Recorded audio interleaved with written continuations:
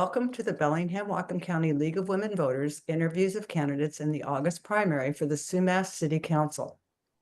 The League is a nonpartisan organization. We never support or oppose a party or a candidate.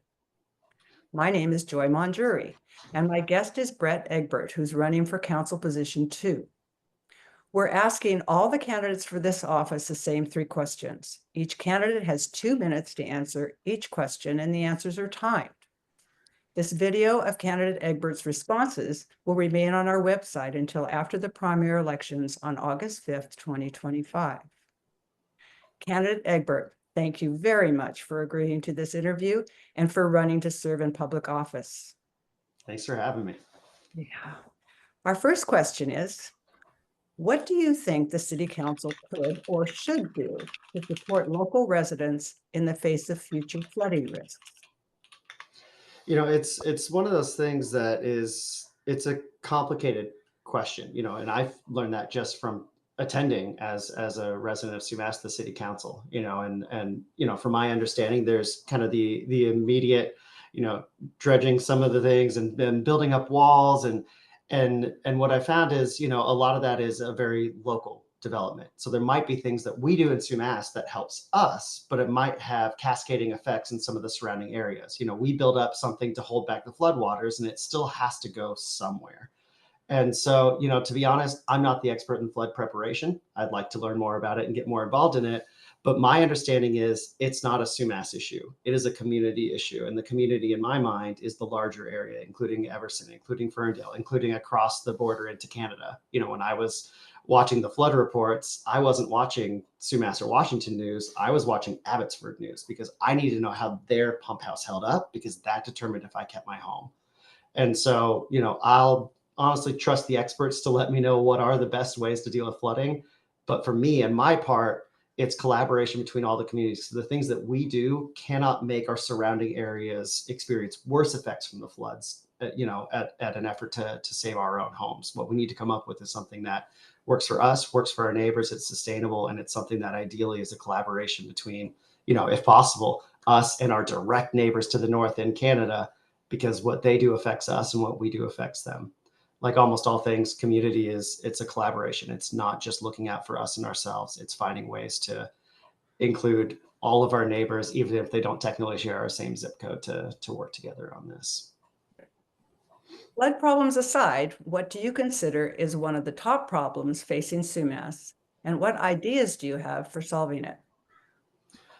To be honest, flood is the problem. And that's not just a Sumas problem. And so I'm not really coming into this with a huge view of here's the issues in Sumas I'm looking to fix, because honestly, I'm loving this area. I've loved joining community council or attending city council and getting a feel for it. But where I do feel a need is in how communication is happening. Some of that goes back to the flood. When we did have our big flood, I was looking at Facebook to find posts of what was going on in the city. I was looking at the Canadian news. I was going to our city website and refreshing and hoping there was information, but it was kind of all over the place. And a lot of times it's hidden on others' platforms, social media platforms that are based on algorithms and engagement, not on me finding potentially life-saving information.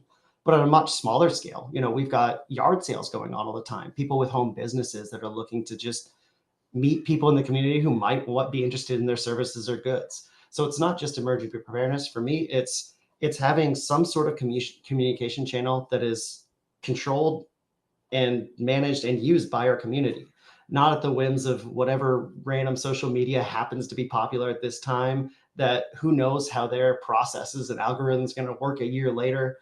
Things aren't even chronological. It's hard to search and find, and you're dealing with ads at the same time.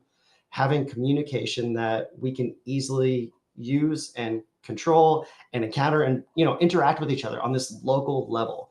Global's so cool. And there's so many awesome things that come with social media. When I went to college, I was able to stay in contact with a lot of my friends who were the other side of the country because of social media. It was awesome. But some of that connects such a wide net makes it really difficult for local. And so what I'm hoping is to set up some sort of local communication, whether that's old school forums or an alternative to Discord, but something that's either chat or text based that is chronological, easy to use. It's not locking people out. It's just something that allows us to connect and talk to each other, both for emergency and local use. Why do you think people are so polarized in in their political positions these days? And how would you contribute to a more cooperative working relationship with your fellow council members? So to be honest, it's because, polarization sells. It's exciting. If you're upset or if you're super excited about something, wherever you fall on whatever topic we're talking about, even if we're talking about, American Idol and who you think you should win, if we're talking about our response to flood, if we're talking about some hot topics involving, personal rights or who we're voting for, kind of no matter what the topic is, polarization equals engagement, which means some of the platforms that I kind of mentioned about, social media, lots of good that comes with it, but it's intentionally promoting discord and polarization because that's engagement that gets people to use things more. And so I think some of the polarization is heavily inflated because the things that we use to track it are intentionally encouraging it.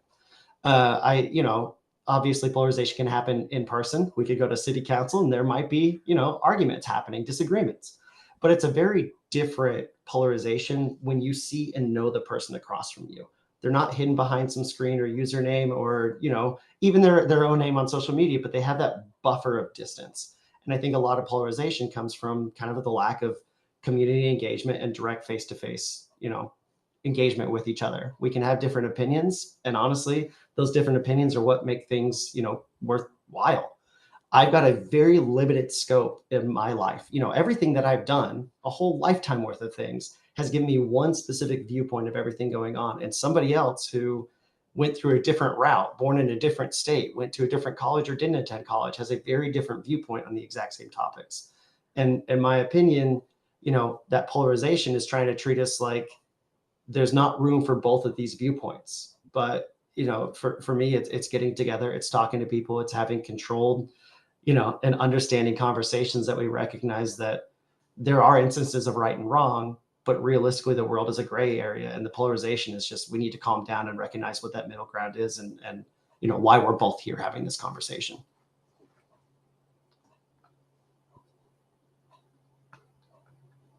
Once again, thank you for giving the public this insight into your views and values.